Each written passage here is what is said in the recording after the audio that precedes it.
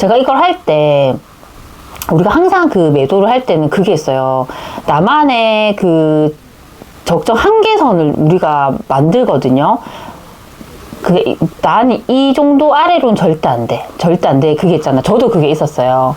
저는 그게 3억 정도였어요. 제가 그렇게 좋은 아파트는 아니어서 3억 정도였는데 난 3억 밑으로는 절대 안 되라고 했어요. 근데 만약에 안녕하세요. 세비티입니다. 오늘도 소치님들께서 질문 주신 내용에 대해서 제가 말씀을 좀 드리려고 합니다. 오늘 질문 주신 분은요, 제가 영상에서 절대 이렇게 하면 안 된다고 강조를 드린 부분인데 이분께서 그걸 하셨더라고요. 어떤 부분이냐면 우리가 상급지 갈아타기를 한다고 했잖아요. 할 때 제가 강조드린 부분이 꼭 내 집을 팔고 갈아타기 할 곳에 계약을 하라고 했는데 이분이 내 집을 팔지 않고 갈아타기 할 곳을 먼저 계약을 하신 거예요. 이런 상황에서 어떻게 해야 되는지 말씀하셨습니다. 그래서 제가 이 부분에 대해서 좀 제 생각을 좀 말씀드리려고 합니다. 제가 이분의 사연을 좀 읽어드리도록 하겠습니다. 세비티님, 갈아타기 하려고 먼저 매수를 했습니다. 부산 아파트를 먼저 매수하고 현재 거주 중인 경남 양산에 있는 아파트를 매도하려고 내놨는데 생각보다 매도가 쉽지 않습니다. 너무 싼 가격에는 매도하고 싶지 않은데 그 아파트를 팔지 않고 전세 한 바퀴 돌리고 매도하는 게 나을까요? 전세를 놓게 되면 매달 이자는 60만 원 정도 더 내게 됩니다. 2년 뒤에 매도해도 일시적 1가구 2주택 비과세를 받을 수 있습니다. 저처럼 먼저 매수한 경우에 솔루션을 가르쳐 주시면 감사하겠습니다. 제가 절대 이렇게 하지 말라고 했잖아요. 그쵸? 그 이유가 지금 집을 이제 매수를 했으니까 그쪽으로 이사를 가야 되는데 기존 집이 안 팔려서 되게 지금 난감한 상황이고요. 이렇게 되면요, 가장 큰 문제가 죗값을 더 못 받아요. 왜냐하면 내가 사정이 너무 급하기 때문에.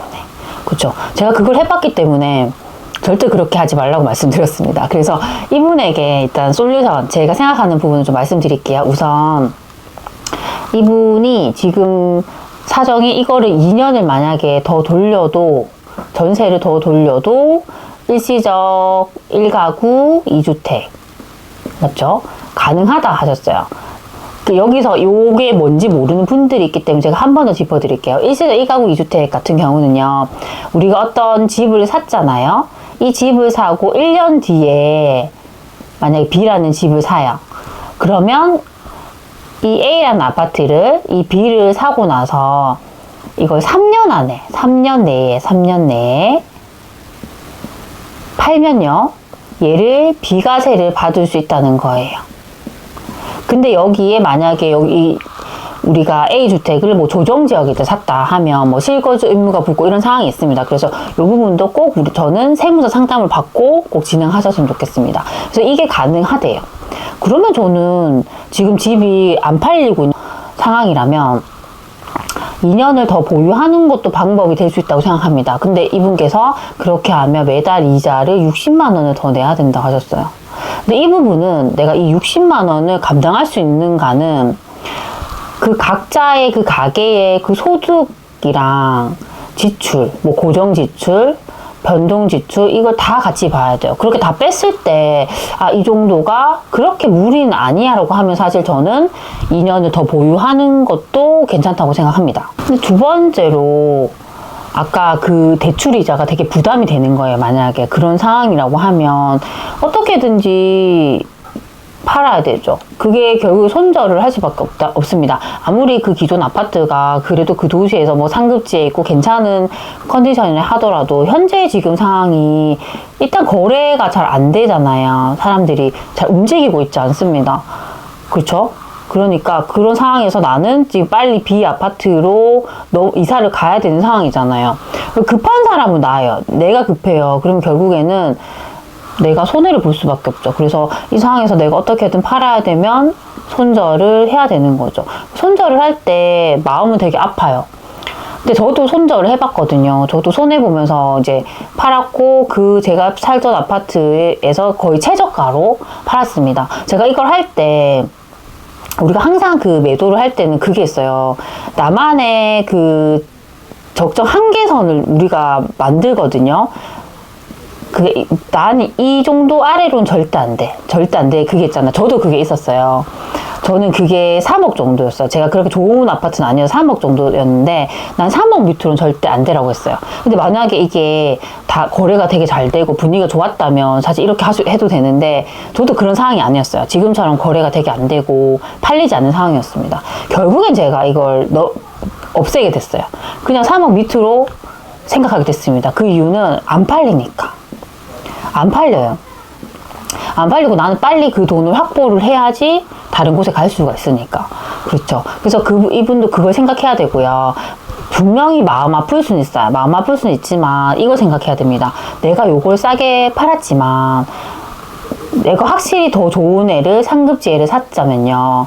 이거 손해본 거 이상으로 얘가 오를 수 있다는 부분이에요. 저도 그걸 생각했습니다. 그래서 우리가 이 두 개가 이 A라는 아파트와 B라는 아파트를 다 내가 이건 제 값을 받고 팔고 얘도 정말 저렴한 가격으로 산다라는 거 불가능해요. 결국 둘 중에 하나는 손해를 보게 됩니다. 그쵸? 근데 그게 근데 이 두 개를 다 내가 손해를 하나도 안 보겠다 하는 거 욕심이에요, 욕심. 저는 부동산 투자를 할 때 우리가 제일 버려야 되는 게 욕심이라 생각해요.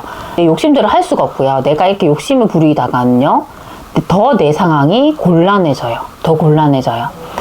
결국에 이 집 팔 수도 없고요. 결국에는 이 돈이 확보가 안 되니까 B를 갈 수가 없으니까 뭐 잔금을 못 치를 수도 있고 B도 뭐 계약금 난리 나거나 결국에는 손해를 볼 수 있습니다. 그러니까 두 개 다 못 가져갈 수 있습니다. 그럴 바에는 그냥 하나라도 내가 이렇게 손해를 보고 빨리 손절을 하고 다음으로 넘어가는 게 저는 가장 좋다고 생각합니다. 그래서 오늘은 제가 그렇게 하지 말라고 했던 상급지부터 내가 이사 갈 곳부터 계약을 한 사례에 대해서 좀 말씀드렸습니다. 분명히 그분께서도 되게 지금 뭐 힘들어 하실 것 같습니다. 아니면 어떻게든 손절을 해서 팔았을 수도 있을 것 같습니다. 그래서 이 영상을 보신 저 소치님들께서는 절대로 그렇게 하지 마시고요. 조급해 할 필요가 없습니다. 지금 부동산 시장은 조급해 하지 않아도 충분히 괜찮아요. 충분히 지금은 거래량이 많지 않기 때문에 급매도 많이 나오고 있고요. 더 심사숙고해서 하나하나 판단하면서 사셔도 저는 늦지 않다고 생각합니다. 오늘 말씀드린 부분을 좀 정리를 해드리면 첫 번째는 이런 케이스에서는 일단 내가 조금 더 보유해도 되면 더 보유를 해서 파는 것도 충분히 좋은 방법을 생각합니다. 그리고 두 번째는 아니면 나는 어떻게든지 이걸 손절을 하고 넘어가는 방법이에요. 그럴 때는 내가 조금 더 손해볼 수 있지만 내가 더 좋은 곳에 사두었다면 좋은 곳을 괜찮은 가격으로 사두었다면 그것도 충분히 다른 선택이기 때문에 조금 더 욕심을 내려놓으면 됩니다. 그래서 오늘 제가 말씀드린 부분이 저희 소치님들에게 조금이라도 도움이 되셨으면 좋겠습니다. 그럼 우리 다음 시간에 만나요. 안녕.